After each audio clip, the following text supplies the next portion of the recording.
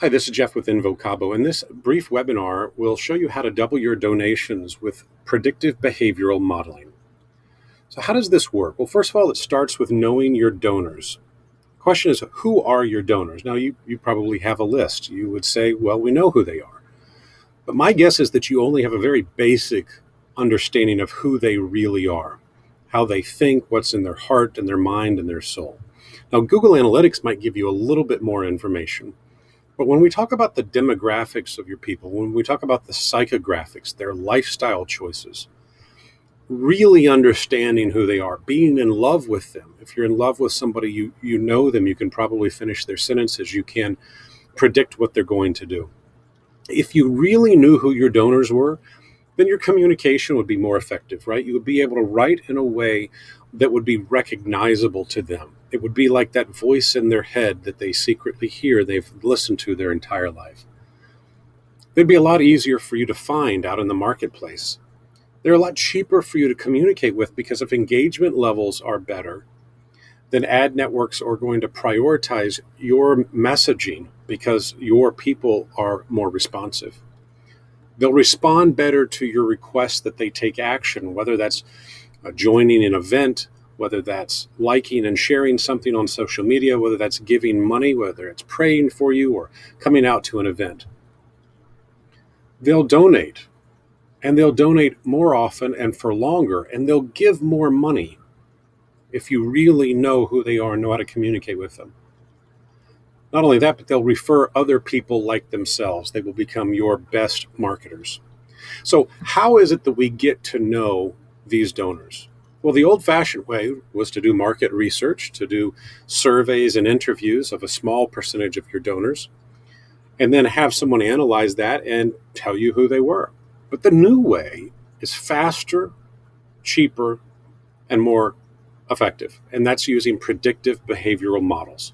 So, how this works is we take several lists from your donor list. We take all of your donors, we then segment out the best donors, say perhaps that 80-20 rule, Pareto's law, those 20% of donors who probably represent 80% of donations. We segment them. We look at donors that used to give money that have dropped away. And then we look at people that you have marketed to, perhaps a list of people who did not convert. They did not become donors. Now, why do we look at this? Well, what we're going to do is we are going to feed those lists with hundreds of different appended data for each contact. Now, you probably have contact name, maybe the date you acquired them, maybe their donations, but we've got 300 different data points for every single adult in the United States, whether it's financial information like their income and credit score and their mortgage, or health information, whether they have diabetes or high blood pressure, their religion, how they vote, whether they're big spenders, whether they have a car payment, and on and on and on, other lifestyle decisions that they make. When you're looking at 300 different data points about a person, you can really get to figure out what's important to them and how they make decisions. And so with a predictive model, what we do is we merge each one of those lists that we talked about, or each one of those segments of your list, with the data we already have on those people. We append the data, and then we run all of that data through a formula that we have that looks at the differences in the data. Now, the result of all of that is an insight into who those people are, and also the differences between each part of those segments. Now, the result of this whole process is you're going to learn all sorts of things about your people. Some of them you won't be surprised by. You might be able to guess at their politics. You might be able to guess at their religion. You might be able to guess at other things, and maybe you actually have a certainty about those things. But there's going to be all sorts of data points that tell you who those people are that you never could have guessed. For example, whether they're a Mac or a Windows person, the kinds of cars they drive or trucks, whether they are interested in tennis or hockey, or whether they go to a Catholic school or a public school, whether they are widows, or they live in the suburbs or the urban areas, or they tend to be rural. You're going to find out all sorts of other things about your people And you're going to say probably, well, what does it matter if our people drink wine and versus beer? Well, it has a huge influence in the big picture once you understand these things.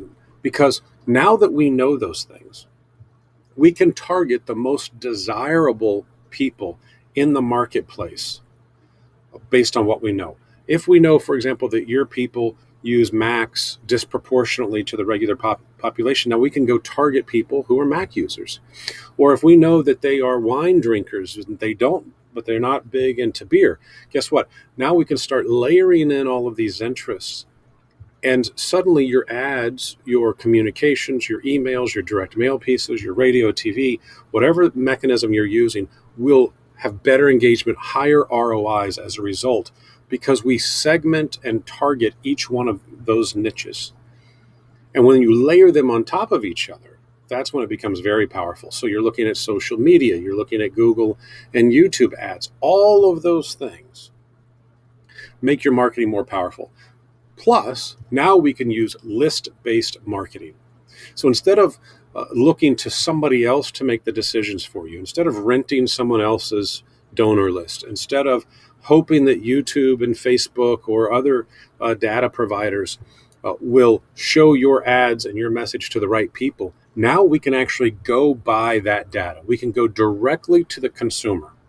We can send them postal mail, email, digital ads, social media ads, all because we have the list. Instead of the black box of the big social media firms, we actually own that data now. And so that allows us to track more efficiently. For example, we know who receives the email. We know who opens the email and who clicks it. We know who receives the direct mail piece and who didn't. We know who's seen those digital ads and engages with them. Because at this point, we can actually control the data. It's a lot more stable as well, because what works on Facebook today may not work tomorrow. What works on a YouTube ad or a Twitter ad or a TikTok ad or whatever it might be, they change algorithms all the time and they don't tell advertisers. Even if you're spending 6 figures a month with Facebook, they're not going to tell you what really is going on with the algorithm. They'll just change it and suddenly your ads don't work anymore. But when we own the data, we're not dependent upon any one of those platforms. We have lots of ways we can reach those people.